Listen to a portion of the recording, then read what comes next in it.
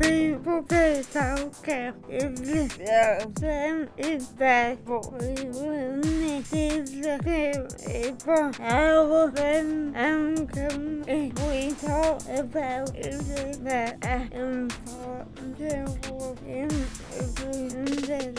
people decide that machines maybe help with them a business on their body.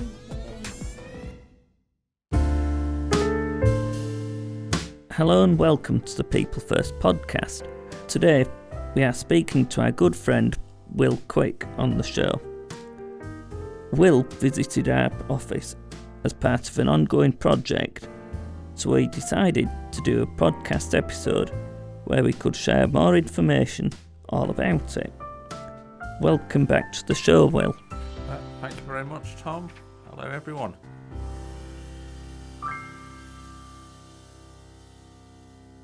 Could you introduce yourself and explain your job role, please? My name is Will Quick. I'm a co-production partnership coordinator.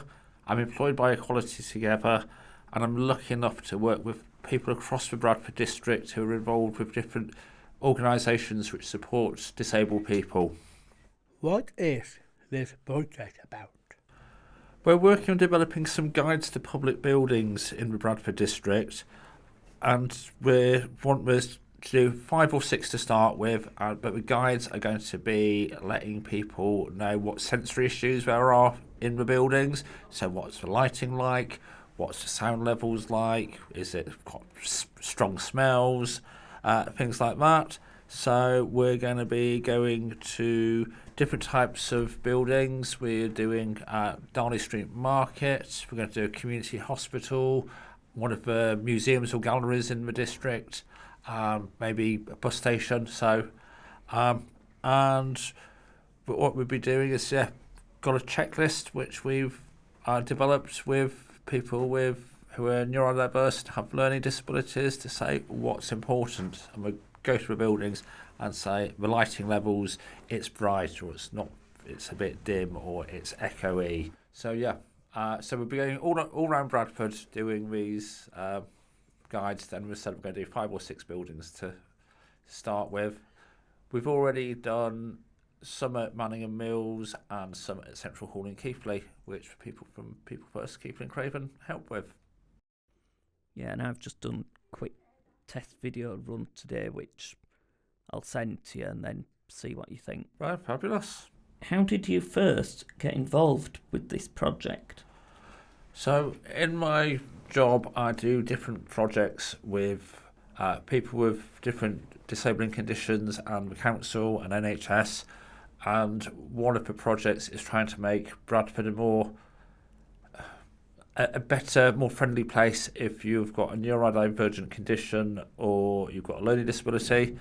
And people were saying that actually what we need is to know what different public buildings are like before you go in. So if you've got sensory issues, you know what it's like, or you can find out whether there's a quiet room or a sensory room, things like that. And so it came out of people who are neurodivergent and learning disabilities saying it would be a useful thing to do. So we'll be working on it for a few months now, and first of all kind of just deciding what sort of questions we wanted to ask, where we wanted to go, but also making sure that it worked, because there's no point having a tool which works for me but doesn't work for people who are going to be using it, and are we asking the right questions. So it's been a long process, but I think it's been good. How and why did it start? Well, people with learning disabilities or who are neurodivergent, things like autism and ADHD, often said that when they go to a new place for the first time, they can struggle. They want to know a bit more about it, what the place is like, said what the lighting's like, what the sound levels are like, And so it came from that, listening to what people were saying, and we've got, we're talking to people, and so it came from listening to what people wanted, and people came together as a group, and we've met mostly online for this group, but it's been people from People First Keeping Craven, people from Bradford People First, people from Specialist Autism Services, people from Autism AIM, I think somebody from one of the ADHD groups, and so it's come together, very much coming from what people have wanted, and I've been kind of making sure the meetings happen and don't go off on too many strange new directions, but it really has come from the people who kind of all benefit from it. What type of people do you want to get involved in the project? So we want people who are neurodivergent and people who have learning disabilities to be involved in it, and it's been very much that so far, and we want it to be people who are interested in finding out what's happening in public buildings. I think the main thing is you need to be able to get to the different places we'll be going to. So we'll be going to, Darley Street Market, the community hospital in Eccles Hill, one of the museums and galleries. So you need to be able to travel there on your own. For some people, we'll be reading the questions out, so you need to be reasonably confident at reading, but the survey's been done in easy read, so which hopefully people will be able to access it. And we need one person to be writing the answers down, so at least one person would be helpful if they can write. But if you struggle with that, you don't have to. There's different roles to do. The most important role is to be able to say, if we say the question is, how bright it is in here, to be able to go, actually it's this bright. I think it's, and usually most people agree. Sometimes we disagree and have a bit of a discussion, but it's but that's the main thing. So the other things which people will be doing when we do the visits to the different places is we need somebody to take photos, or so that people can see what the place is like. And we've also been because again, how warm or cold a place is quite important. So we've got a little thermometer so people can take the temperature from them, and a sound meter so we can find out how loud it is. What has been your favourite part of working on this project so far? I think working with a really great bunch of people who are really keen to get involved, and people who've got lots to contribute. So we've been working together as a team. I think it's been a really good part of it. And when we came to both Banningham Mills and Central Hall, you really saw the fact that all the work we put in actually beginning to work. And so that's been, I think, probably one of the highlights for me as well. So, if someone wanted to go get involved with this project, how could they do that? So they can either contact me directly. So my email address is willq@equalitytogether.org.uk. That's WILLQ@equalitytogether.org.uk. Or they can call, text or WhatsApp me on 07432 264 881. That's 07432 264 881. Or they could send a message to People First Keeping Craven, and the team will pass it on. Why did you come to People First Keeping Craven with this project?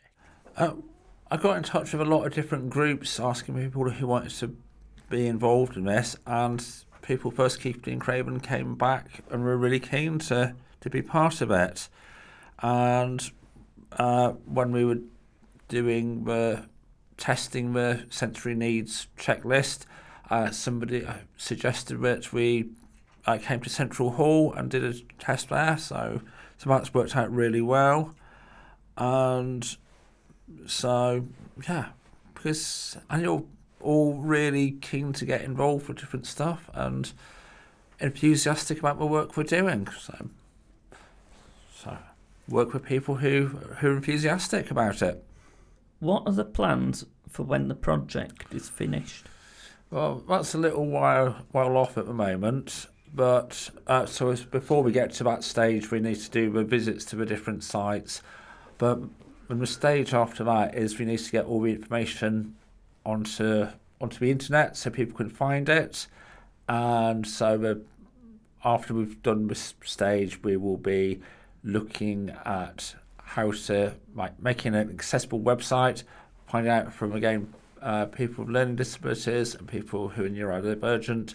What do they want? How do they want to access this information most easily? And it's been agreed it's going to be on a website because printing it out is going to be very costly, and the information changes. And so if suddenly there's a change, if it's printed, that's no good. The website can be kept up to date.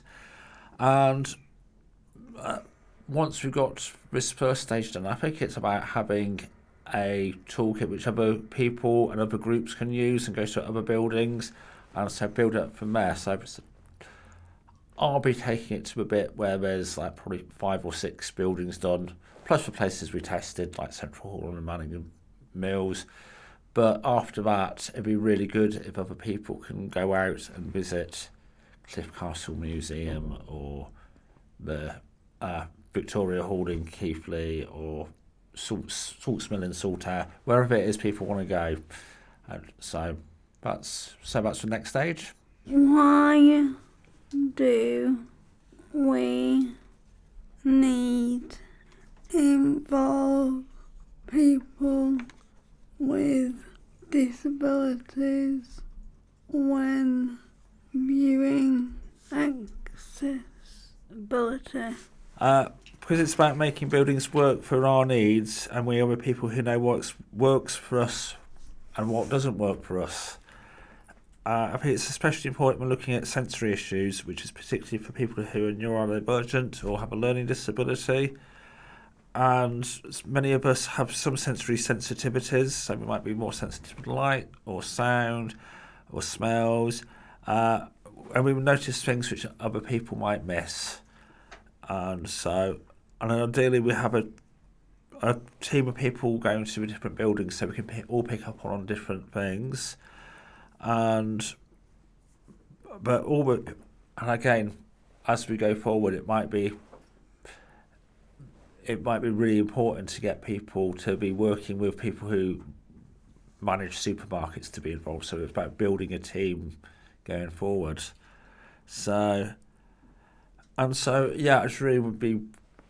It's about making sure that it meets our needs, and it's about listening to and working with the people who are affected by things.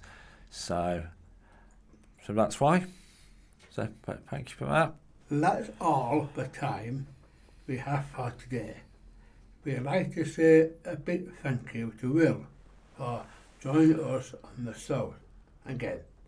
We hope all continues to go well with your building accessibility project, and that the results can help have a positive impact in Bradford for our disability community.